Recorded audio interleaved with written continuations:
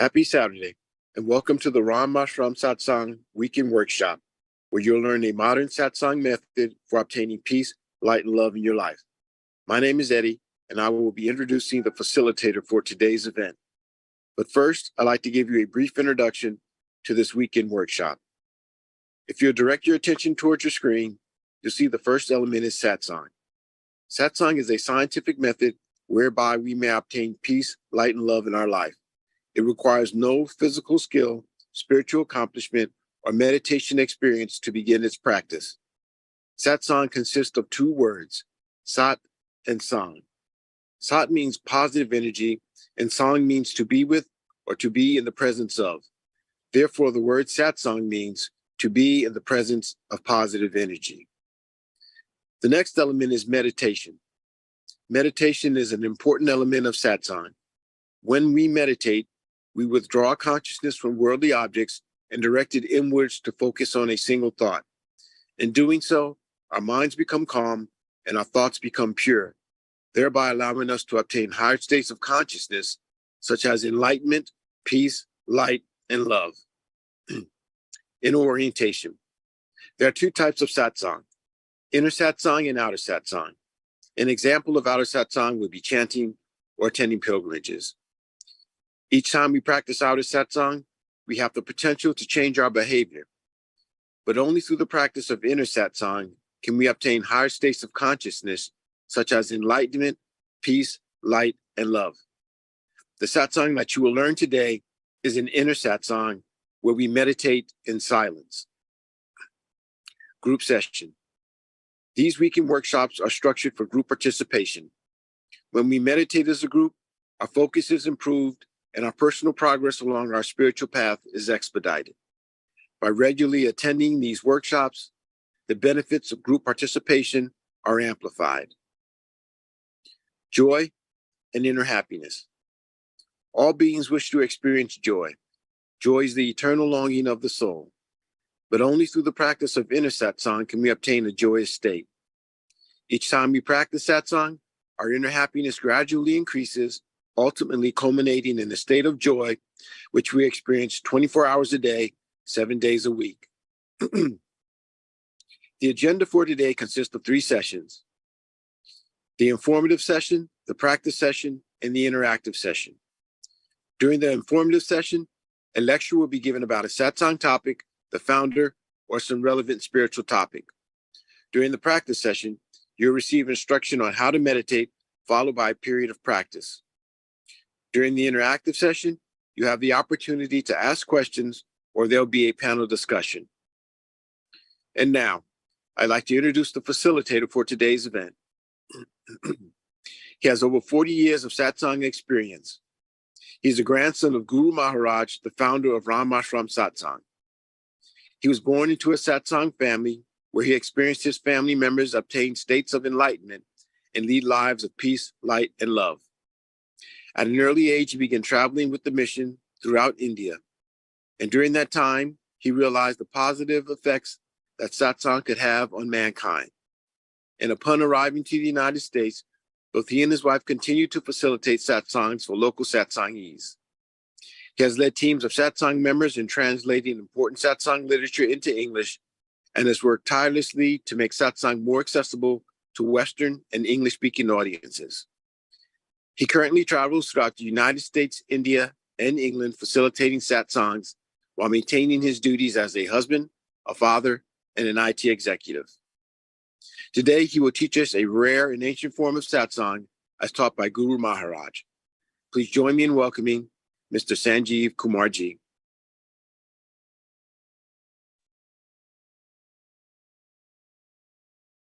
Happy Saturday, everyone.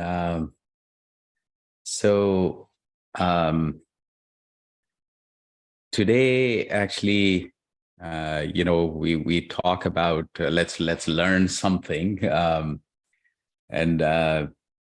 usually I keep it rather short. Today, I have a video on the 4th realm that I recorded this time in India. So before that's about like 11 minutes. So My apologies for a longer video this time. And I need to just kind of put this in perspective. So we're talking about realm of knowledge in this video. A few things. The realm of mind is where most of the inner meditation works, which we practice. So Guru Maharaj said that, because a lot of people, and I was kind of thinking, like, I would say more than half, or maybe even majority of the meditations that have become very popular today start from the realm of life. And realm of life and realm of mind both are fairly long, and can be very, very long for some people.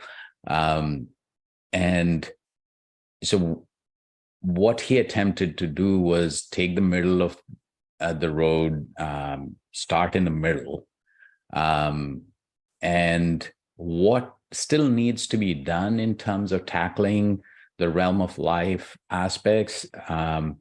If you have better control on mind, you could tackle those as well. So that was the approach. So most of the time, the practice that we talk about is, controlling the mind, and then that concentration of mind bears results. And that's when you get into realm of knowledge and love. So today we will talk about realm of knowledge. I think I have talked about this several times, so some of, or most of it would be repeat, but in a condensed form, I hope. So let's have a listen.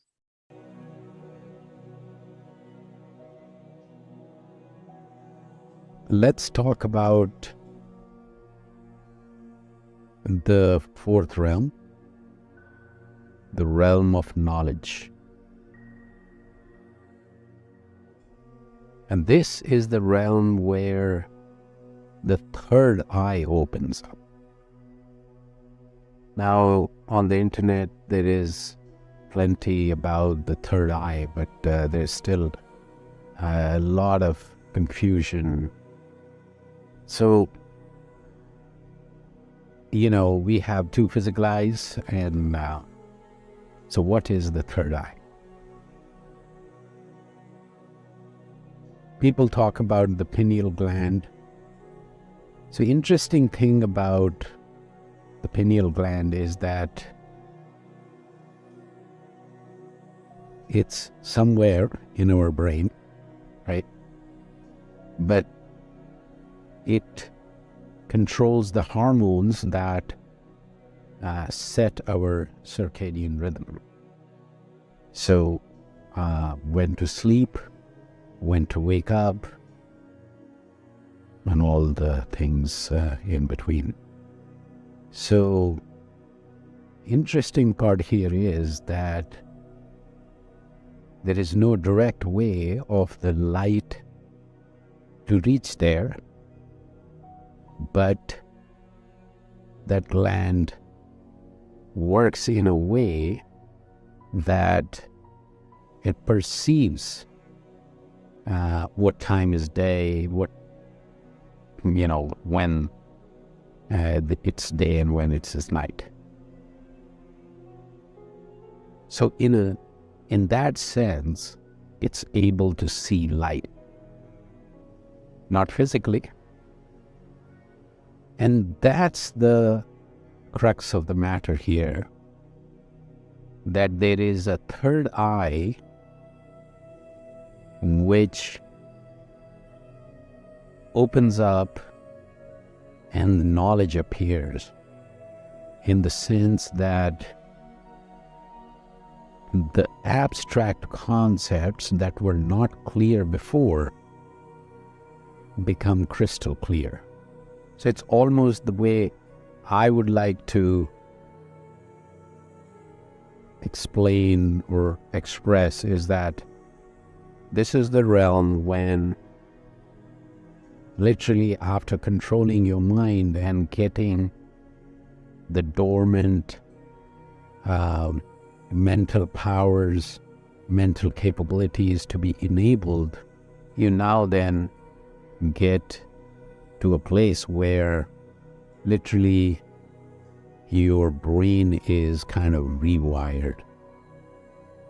So in the sense that a rewiring of the brain would mean that you now have a whole new perspective, a whole new clarity, the whole new way of making decisions. What is right, what is wrong may not be as clear before as it becomes in this realm.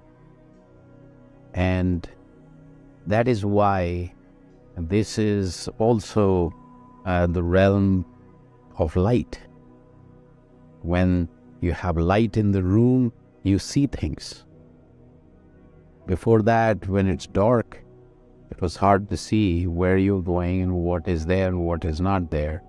But when the light turns on, you see everything. So in this realm, you see everything clearly. And that's the key. And as I was describing before, at the top of the third realm, the solar phase starts. So what does that mean? That now you have your own light. You have your own knowledge, your own higher state of consciousness that is now affecting other people. So in this solar phase, you are able to pass on the knowledge that you have acquired so far fairly effectively. And that is why Guru Maharaj talked about the 3 levels of gurus in this context. At the top of the third realm, the realm of mind, a guru or someone who starts teaching, like, when in a college there is a person who at teaching assistantship, now it's supporting the professor. And then there are people who are just beginning to teach. And then there is the master or the head of the department or, so there are levels. Similarly, spiritual gurus have levels. So at the top of the third realm, the guru is the mantra guru, or someone who is able to provide instructions, provide some guidance. It's like the student has to do the effort. The teacher just teaches and clarifies a few things. Second is, so that was guru, and then second level comes in the realm of knowledge, the fourth realm. Here, the guru at this level, if somebody is mostly, it's not your choice, somebody is directed to do the service. So at the fourth realm, the guru's level is Sadguru. They are far more powerful because they have themselves achieved a higher state. They now have their own light, knowledge that can be passed on. And hence, Sadguru is able to provide deep clarity on spiritual matters. And then somebody in the fifth level, the realm of love, the gurus at that level are called Samarth gurus, or complete, most capable gurus. who can transform someone without any words or knowledge transfer of any other kind. Just the presence can transform the person in a very, very significant way. And what I call the light, love, and peace is embodied in those Samarth Gurus or complete or these most powerful and potent Gurus at the realm of love or beyond. They don't need to give a mantra. They don't need to explain scriptures. They don't need to transfer any knowledge from, in physical means. This is all done through the transfer of power, where the light, love, and peace is in such abundance that the person who comes in their vicinity or in their contact feels that, gets affected by that, and that's what sometimes completely transforms a person if he is in the right receiving state, or otherwise triggers some of that transformation, which eventually gives results. So coming back to the realm of knowledge, this is where not just the solar phase starts.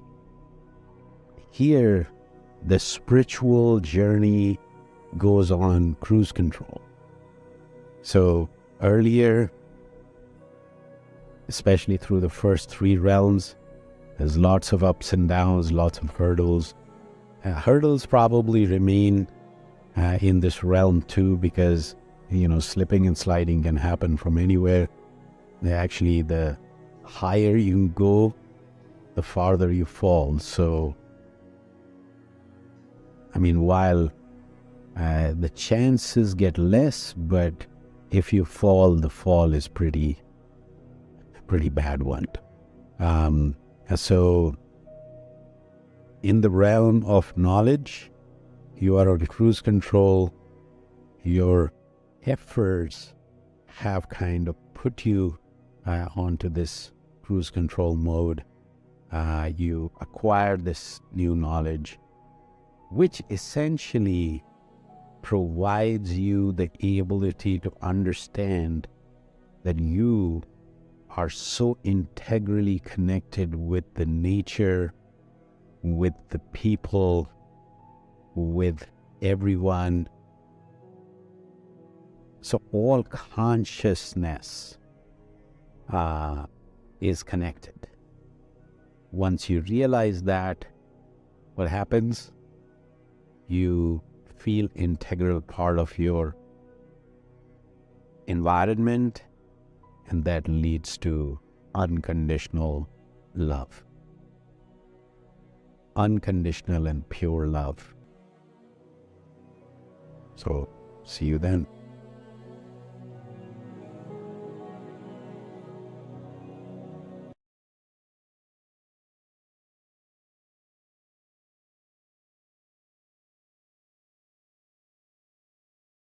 So, there's a lot of misconception about, what guru means and what guru does. Is there a role, et cetera, et cetera. But I think if we flip it, I think satsang can be looked at as an engine that would produce and make you, capable of being a guru. You become one, or you share what you have, is up to you. But once you are at the top of the third realm, so I have, through my practice and through hundreds of thousands of people who have followed this practice, have gone to various levels, and distractions and hurdles, as you heard, continue. And Shivangi and I were talking about that yesterday, and it's at the lower levels, the hurdles are more.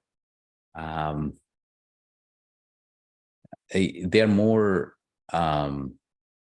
They look like hurdles, so you recognize them, and as you go further and further up, it's more of a distraction that can become a significant, shift from where you need to be. One example of just how to take this in perspective is like,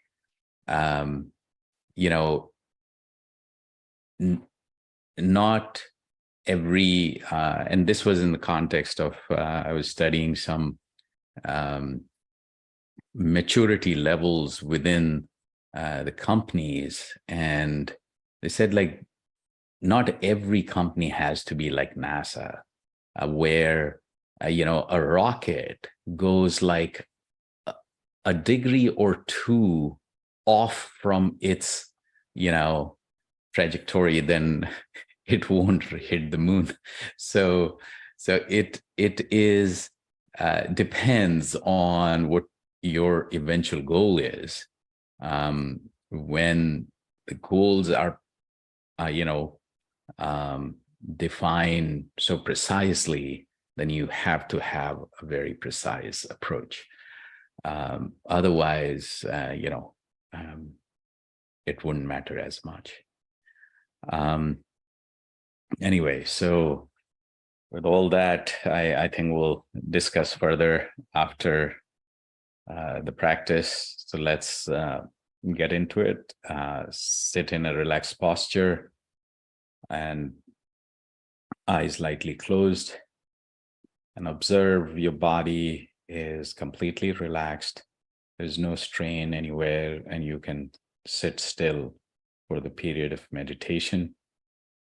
And then feel the presence of this transcendental energy right in front of you, around you, in form of light that's entering your heart, distributing throughout your body, and you're becoming one with this light.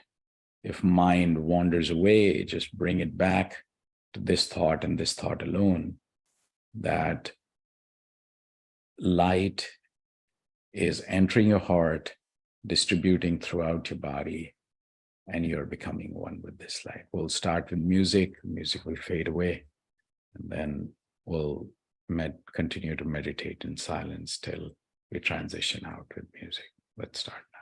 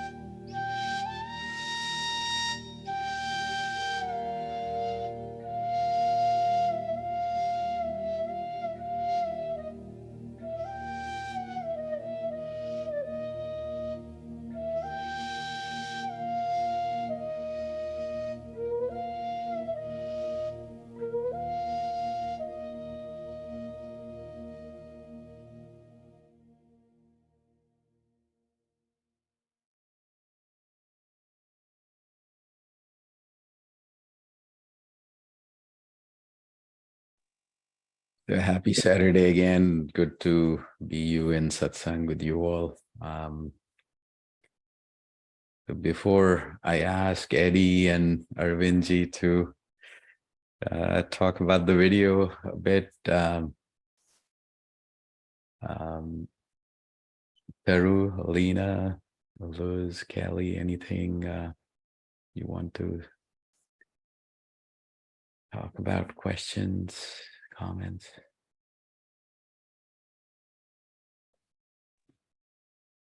Good. Happy Saturday. No questions today. Just wanted to say hello and let you know that I had a great meditation, and it's always great to meditate with you all. Yeah, totally. I think it was a great meditation today. It was very quiet. It ought to be.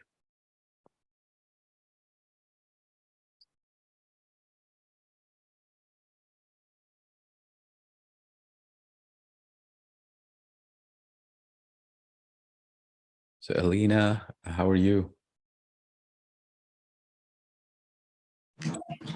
Hello, I'm doing well. A lot of the same experiences, lights and shapes, and I try to do it every day, multiple times a day. So I think I'm getting better at. So when you say multiple times, like how often? Definitely at least twice, but anytime I just feel like, going to that place. Very nice, very nice. Yeah, in his 7-volume book, the one thing Guru Maharaj mentions is that to support your practice, obviously, morning and evening or whatever time you get, he didn't prescribe any specific time. He said, like, you figure that out, what works. But he did say that there are 4 times that you can utilize to provide additional support to your practice. And one was like before sleep. If you kind of think, you are surrounded by this energy and light, and you're sleeping, within that. So then he says, like, your sleep can be transformed into a light meditation, and you will have better sleep as well. Anytime working out, or you can also think that, while walking, while doing any exercises, you're imbibing this positive energy as well. Another very important one is, I think, which I don't think I practice, but it's while having food. They say if you think that food is,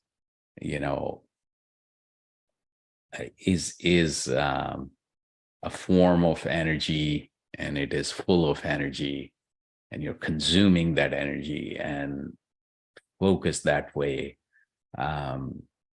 rather than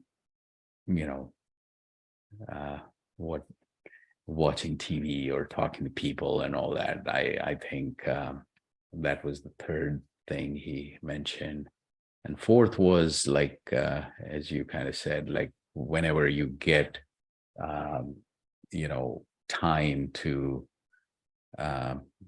or like time where there's nothing else to do, just do some light meditation, that you're surrounded by transcendental energy and you're getting charged, you're imbibing that energy, and so on and so forth. So yeah.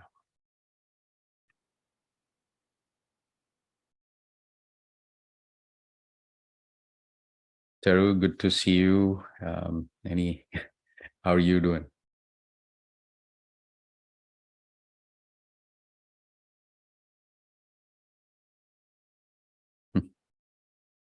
Hello, hello. And let me. Are you able to unmute?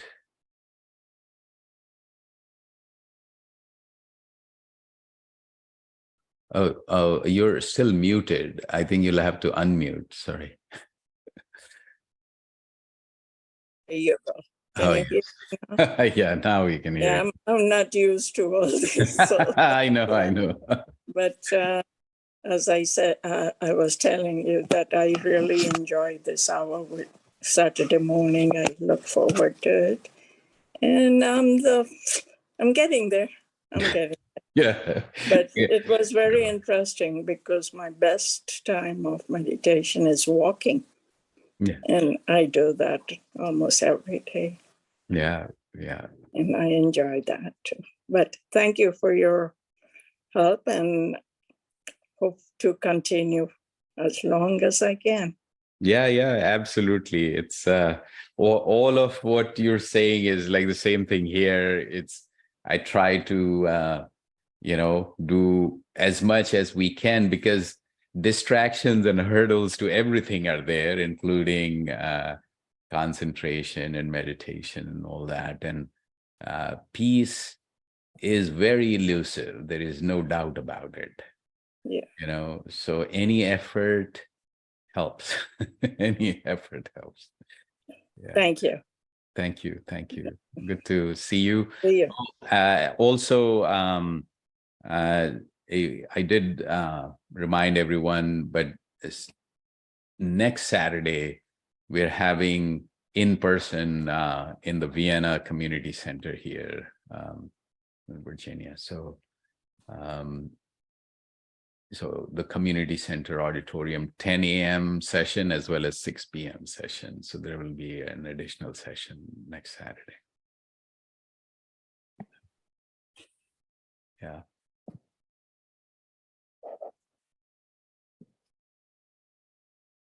So Eddie, what was and Kelly, if you can, just write the comments or any feedback. And often in the West, we don't necessarily have a concept of these 5 realms, and so all spiritual teachers tend to be the same, have the same potential to uplift us. But as you pointed out today, there are teachers for inner satsang, and there are teachers for outer satsang. And for the inner satsang, you mentioned 3. You mentioned those who are able to bring us up to and cross the realm of mind, those who are able to bring us up to and cross the realm of knowledge, and then the case of Guru Maharaj, who is able to bring us up to and cross the realm of love. And just as there are those 3, there are also those teachers who are in the who work in the outer satsang realm. And so we should be aware of that. And so when selecting our teachers, if we in our lifetime wish to achieve the ultimate goal and reach that ocean of peace, then we have to, find a teacher who can get us there. And, lucky for us, we've come across this system of Ramashram Satsang, where Guru Maharaj is one of those teachers who can do that for us. And so I just wanted to point that out. And then secondly, you mentioned that, some of the benefits and things that occur when we are when we reach this realm of knowledge. And you mentioned, the third eye opening and having vision of truth and wisdom and so forth. And what does this mean? It means many things. And, you have a tendency to, having crossed the realm of mind, you have a tendency to be much more at peace. because you're above the mind now. And so those things that are at the mental level, you're above, and they don't affect you anymore. You have control over them, if you will. But it also, wisdom and truth means more than just what appears to be on the surface. And so you have not only a deeper insight into things, but you have vision of those miraculous things, like, how matter works and what's the composition of matter, and how, can you affect it, and how these things can be transformed through mind and so forth. And so it's a much different world. It's a much different realm, and you have so much more wisdom than us worldly people of today. And it's not that you should make that your goal and look forward to that, but it's just something that you should expect to occur. And again, you just sort of put it in the back of your mind, and you keep moving on to the realm of love. But just to make people aware that those things that you heard of that seem miraculous and like a fantasy or something, are actually true. And you can see these particular energy forms that flowing in and out of your body and so forth that you would not normally be able to see. So this Ram Ashram Satsang, this satsang that we're involved in, will help you do all of that. But it's not to be not something you should want to attach yourself to. But let's just keep working on moving towards that ocean of peace, which is beyond the realm of love.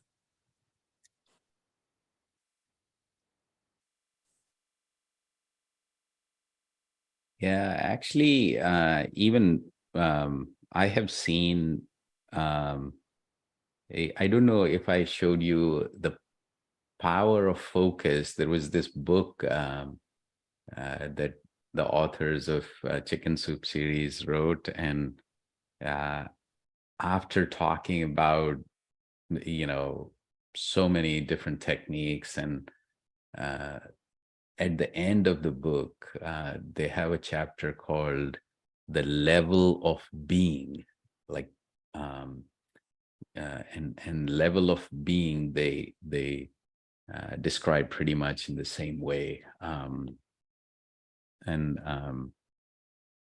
It's an interesting, and they kind of describe like very self-centered, safety and survival instincts are primary focus at the bottom, and then intuitiveness, inner voice, harmlessness, invisible leadership, and all that they described at the top level. It was pretty interesting. It's the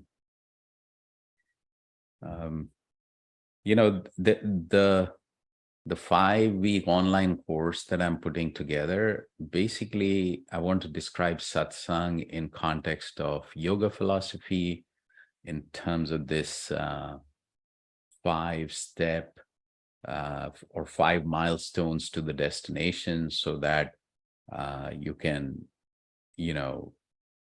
it's not that Guru Maharaj doesn't, in his process, your progress is not very clearly visible to you, or the milestones are not as pronounced as in some of the other meditations, where you see different lights, different colors, different sounds, even Kundalini yoga actually has very distinct steps. He says, every time you feel that you have progressed, that directly or indirectly fuels ego. So he doesn't want us to see the progress from that perspective. And but he says, if your behavior is getting better, if your happiness, inner happiness that's not connected to specific material things, is getting better, then you are on the right track. So I still like this 5-step or 5 milestones to the destination approach, because one, it gives almost like a map, and gives you that motivation that there are things that you have to cross, and wherever you are, you can go further. And it's not just you close your eyes and it's just calming your mind. There's so much more to it. So all that you can describe, and then so those two concepts I want to take. And then the third thing is that I mean, people give the presidents, just ex-presidents get like so much money just to talk. Why? Because people want to, and there are so many other examples where the celebrities and others, just the presence is, you learn something, you will through osmosis of sorts, you will get something out of those meetings. And it's the same thing. I mean, this whole satsang concept is basically, becoming a little more selective to what energies you want to imbibe and what you don't. So anyway, I think we're a few minutes past the hour. So Arvindji, how are you? Namaskar, Bhaiya. Thank you. I'm good. And it was again a joy to be able to join, just to be able to join you and to be with everybody in this group brings peace, bliss, and that energy you speak about. So thank you for that. There can be a storm going outside, but the peace is within, and that is thanks to Sadguru. And as you rightly said, Guru, Sadguru, and Samarth Guru. So it is, and as Eddie kindly said, it is the teacher and the level of the teacher. And we are fortunate to have Guru Maharaj as our Samarth Guru. So thank you so very much. Happy Saturday. Yeah, happy Saturday, everyone. All right. Okay, so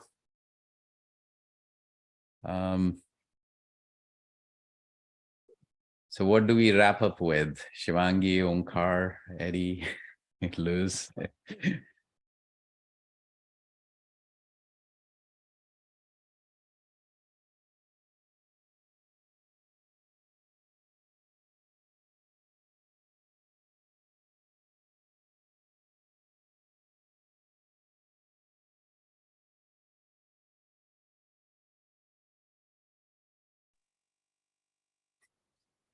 Just a reminder of what we're here for, what our ultimate goal is, and that is to reach the ocean of peace. And whether we're aware of it consciously or not, it's it's the, as we mentioned in the beginning, it's the eternal longing of our soul speaking to us. And so we should listen to that. And I think it was last week, we talked about silence and the importance of silence. And so when we're silent, that's when we can hear that voice within us, that consciousness, that God voice that is speaks so softly and so quietly, but we can hear that speaking to us, and we should heed and obey. And so when we do that, then we know that the ocean of bliss is our ultimate goal, and then we begin to look for a system to make that happen.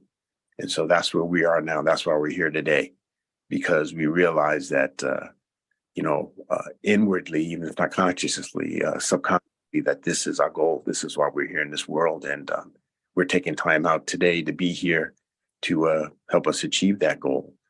So, congratulations to everyone. And, let's do this again next week. Yep. And in person here in Virginia. So 10 a.m. and 6 p.m. And so I think June 21st is the International Yoga Day. So next few weekends or weeks, we're going to focus more on the yoga philosophy and have a special session on the 21st as well. So I'm working on some concepts on, this whole inner yoga, which is the concentration, inward orientation, meditation, and the resulting higher consciousness, which is 4 limbs of the 8 limbs. So I think we'll go deeper into some of that. All right. So have a great week ahead. See you all soon. And happy Saturday. Thank you. Namaste भैया. Thank Bye you. everyone. Namaskar. Namaste, Vijay. Namaskar. Thank you. Thank you. UG.